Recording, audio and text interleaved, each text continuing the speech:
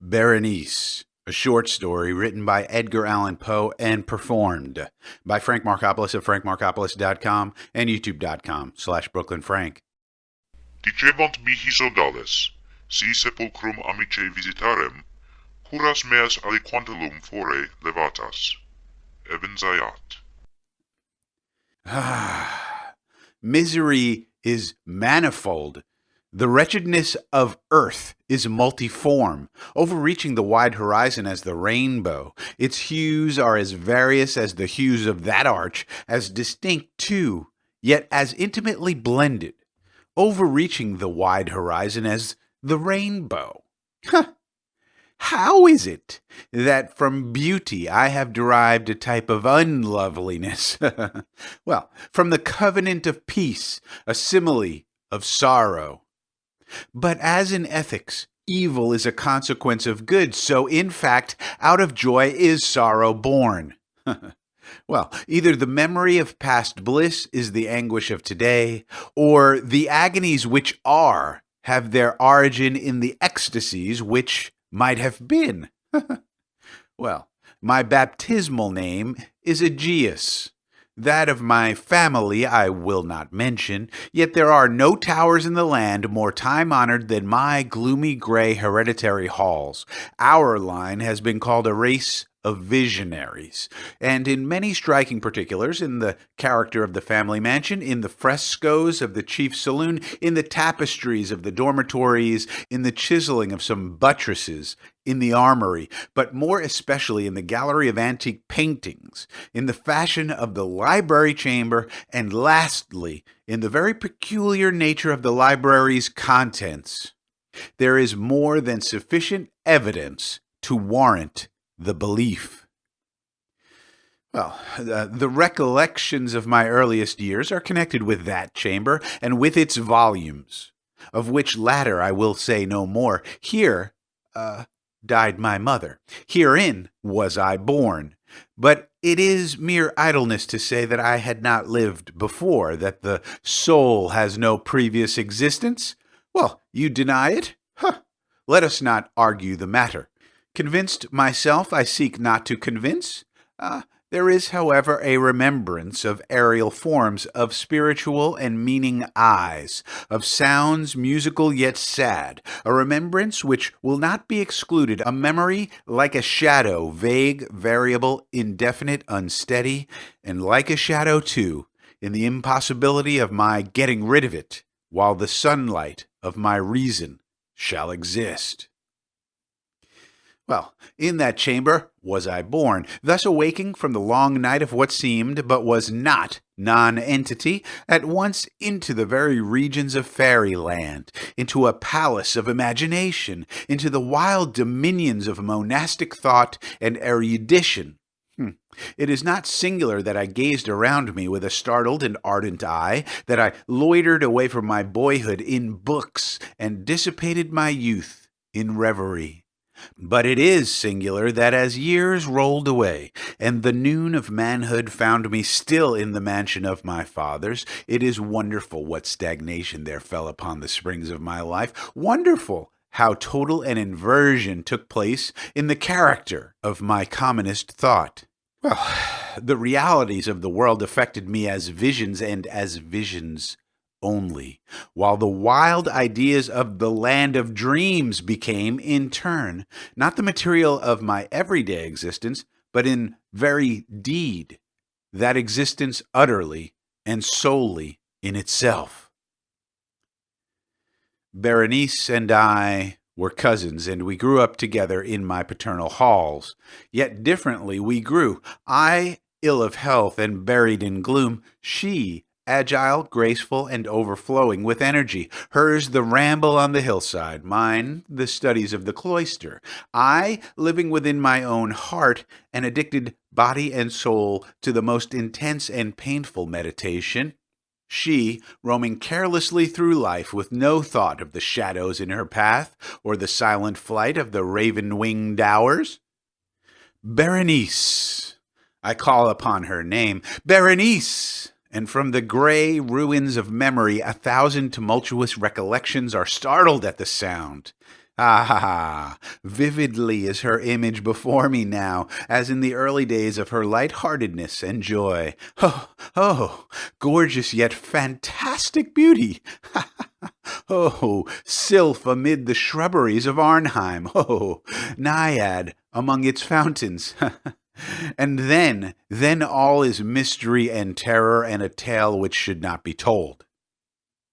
Disease, a fatal disease, fell like the simoom upon her frame, and, even while I gazed upon her, the spirit of change swept over her, pervading her mind, her habits, and her character, and in a manner the most subtle and terrible, disturbing even the identity of her person. Oh, alas, the destroyer came and went, and the victim, where was she? I knew her not, or knew her no longer, as Berenice. Well, among the numerous train of maladies superinduced by that fatal and primary one which effected a revolution of so horrible a kind in the moral and physical being of my cousin, may be mentioned as the most distressing and obstinate in its nature, a species of epilepsy not unfrequently terminating in trance itself. Trance very nearly resembling positive dissolution, and from which her manner of recovery was in most instances startlingly abrupt. Well, in the meantime, my own disease, for I have been told that I should call it by no other appellation, my own disease then grew rapidly upon me and assumed, finally, a monomaniac character of a novel and extraordinary form, hourly and momently gaining vigor, and at length obtaining over me the most incomprehensible ascendancy. Well, this monomania, if I must so term it, consisted in a morbid irritability of those properties of mind in metaphysical science termed the attentive. It is more than probable that I am not understood, but I fear indeed that it is in no manner possible to convey to the mind of the merely general listener an adequate idea of that nervous intensity of interest with which, in my case, the powers of meditation, not to speak technically, busied and buried themselves in the contemplation of even the most ordinary objects of the universe. To muse for long unwearied hours with my attention riveted to some frivolous device on the margin or in the topography of a book, to become absorbed for the better part of a summer's day in a quaint shadow falling aslant upon the tapestry or upon the door, to lose myself for an entire night in watching the steady flame of a lamp or the embers of a fire, to dream away whole days over the perfume of a flower, to repeat monotonously some common word until the sound, by dint of frequent repetition, ceased to convey any idea whatever to the mind, to lose all sense of motion or physical existence by means of absolute bodily quiescence long and obstinately persevered in, such were a few of the most common and least pernicious vagaries induced by a condition of the mental faculties not, indeed, altogether unparalleled, but certainly bidding defiance to anything like analysis or explanation. Yet, let me not be misapprehended. The undue, earnest, and morbid attention thus excited by objects in their own nature frivolous must not be confounded in character with that ruminating propensity common to all mankind, and more especially indulged in by persons of ardent imagination. It was not even, as might be at first supposed, an extreme condition or exaggeration of such propensity, but primarily and essentially distinct and different. In one instance, the dreamer, or enthusiast, being interested by an object usually not frivolous, imperceptibly loses sight of this object in a wilderness of deductions and suggestions issuing therefrom, until, at the conclusion of a daydream, often replete with luxury, he finds the incitamentum, or first cause of his musings, entirely vanished and forgotten. In my case, the primary object was invariably frivolous, although assuming, through the medium of my distempered vision, a refracted and unreal importance. Few deductions, if any, were made, and those few pertinaciously returning in upon the original object as a center.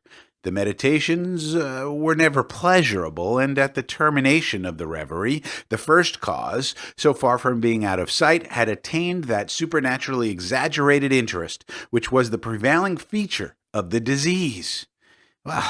In a word, the powers of mind more particularly exercised were, with me, as I have said before, the attentive, and are, with the daydreamer, the speculative. Well, my books, at this epoch, if they did not actually serve to irritate the disorder, partook, it will be perceived, largely in their imaginative and inconsequential nature of the characteristic qualities of the disorder itself. I well remember, among others, the treatise of the noble Italian, Coelius Secundus Curio, De Amplitudine Beati Reini Dei, St. Austin's great work, The City of God, and Tertullian, De Carne Christi, in which the paradoxical sentence, Mortuus est Dei filius, credibile est quia ineptum est, et sepultus resurrexit, certum est qui impossibile est, occupied my undivided time for many weeks of laborious and fruitless investigation.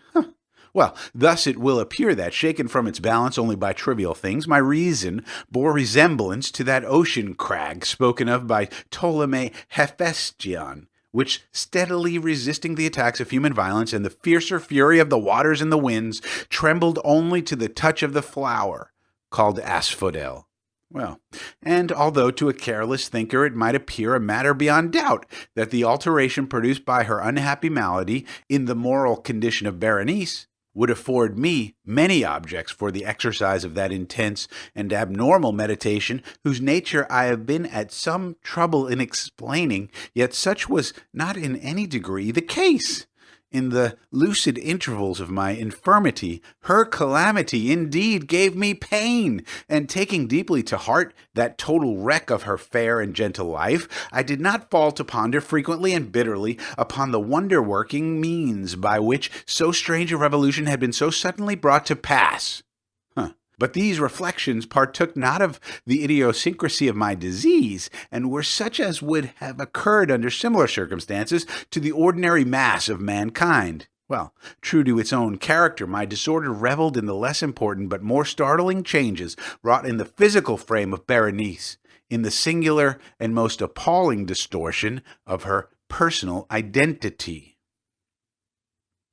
Well, during the brightest days of her unparalleled beauty, most assuredly I had never loved her. Well, in the strange anomaly of my existence, feelings with me had never been of the heart, and my passions always were of the mind. Well, through the gray of the early morning, among the trestled shadows of the forest at noonday, and in the silence of my library at night, she had flitted by my eyes, and I had seen her, not as the living and breathing Berenice, but as the Berenice of a dream, not as a being of the earth, earthy, but as the abstraction of such a being, not as a thing to admire, but to analyze, not as an object of love, but as the theme of the most abstruse, although desultory, speculation. Well, and now, I shuddered in her presence, and grew pale at her approach. Yet, bitterly lamenting her fallen and desolate condition, I called to mind that she had loved me long, and, in an evil moment, I spoke to her of marriage.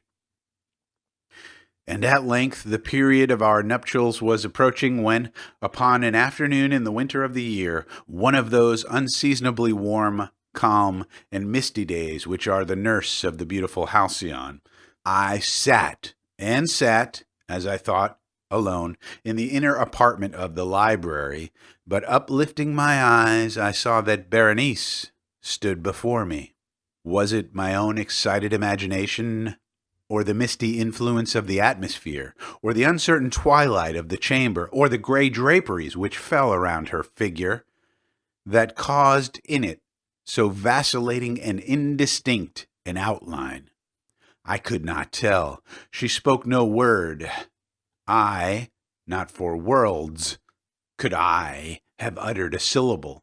An icy chill ran through my frame, a sense of insufferable anxiety oppressed me.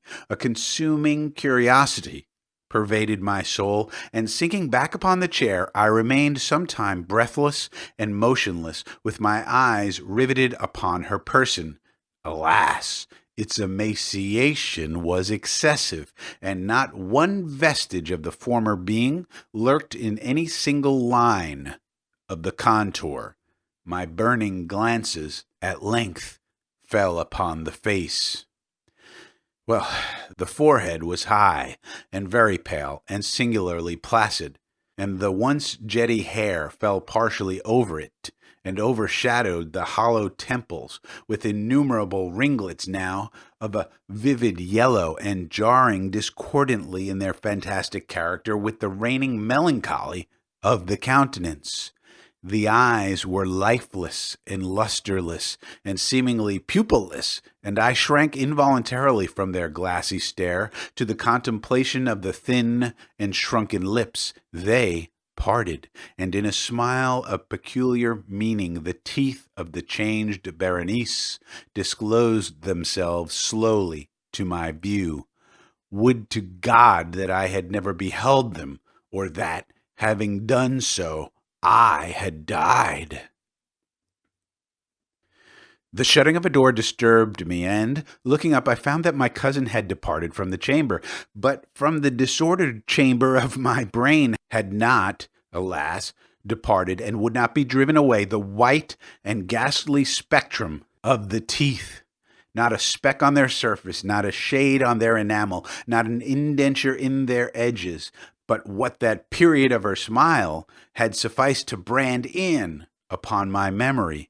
I saw them now even more unequivocally than I beheld them then. The teeth.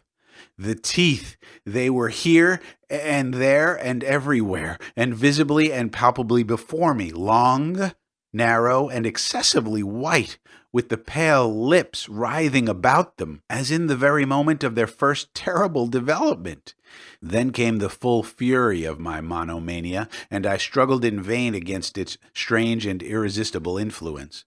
In the multiplied objects of the external world, I had no thoughts but for the teeth. For these I longed with a frenzied desire. All other matters and all different interests became absorbed in their single contemplation. They alone, were present to the mental eye, and they, in their sole individuality, became the essence of my mental life. I held them in every light. I turned them in every attitude. I surveyed their characteristics. I dwelt upon their peculiarities. I pondered upon their conformation.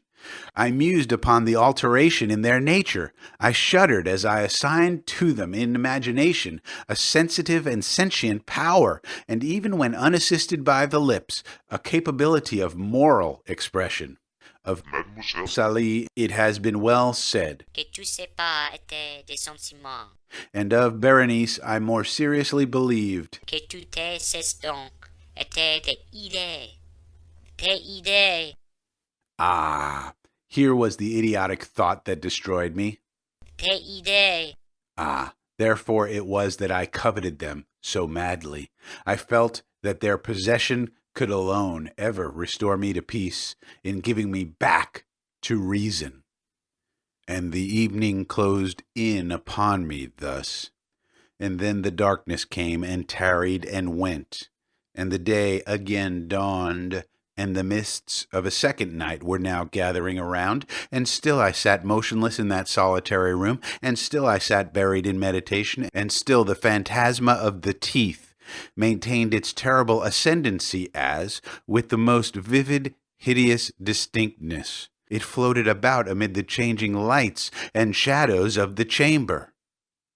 At length there broke in upon my dreams a cry as of horror and dismay, and thereunto, after a pause, succeeded the sound of troubled voices intermingled with many low moanings of sorrow or of pain. I arose from my seat and, throwing open one of the doors of the library, saw standing out in the antechamber a servant maiden, all in tears, who told me that Berenice was no more. She had been seized with epilepsy in the early morning, and now, at the closing in of the night, the grave was ready for its tenant, and all the preparations for the burial were completed. I found myself sitting in the library, and again sitting there, alone. It seemed that I had newly awakened from a confused and exciting dream. I knew that it was now midnight, and I was well aware that since the setting of the sun, Berenice had been interred. But of that dreary period which intervened, I had no positive, at least no definite, comprehension. Yet its memory was replete with horror more horrible from being vague, and terror more terrible from ambiguity. It was a fearful page in the record of my existence, written all over with dim and hideous and unintelligible recollections. I strived to decipher them, but in vain, while ever and anon, like the spirit of a departed sound, the shrill and piercing shriek of a female voice seemed to be ringing in my ears. I had done a deed. What was it? I asked myself the question aloud, and the whispering echoes of the chamber answered me, "What was it?" On the table beside me burned a lamp, and near it lay a little box. It was of no remarkable character, and I had seen it frequently before, for it was the property of the family physician. But how came it there, upon my table, and why did I shudder in regarding it? These things were in no manner to be accounted for, and my eyes at length dropped to the open pages of a book and to a sentence underscored therein. The words were the singular but simple ones of the poet Ebn Zayat. Dicebant mihi sodales, si sepulchrum amicae visitarem, curas meas aliquantulum fore levatas. Why, then, as I perused them, did the hairs of my head erect themselves on end, and the blood of my body become congealed within my veins? There came a light tap at the library door, and pale as the tenant of a tomb, a menial entered upon tiptoe. His looks were wild with terror, and he spoke to me in a voice tremulous, husky, and very low. What said he? Some broken sentences I heard. He told of a wild cry disturbing the silence of the night, of the gathering together of the household, of a search in the direction of the sound, and then his tones grew thrillingly distinct as he whispered me of a violated grave, of a disfigured body enshrouded, yet still breathing, still palpitating, still alive. He pointed to garments. They were muddy and clotted with gore. I spoke not, and he took me gently by the hand. It was indented with the impress of human nails. He directed my attention to some object against the wall. I looked at it for some minutes. It was a spade. With a shriek I bounded to the table and grasped the box that lay upon it, but I could not force it open.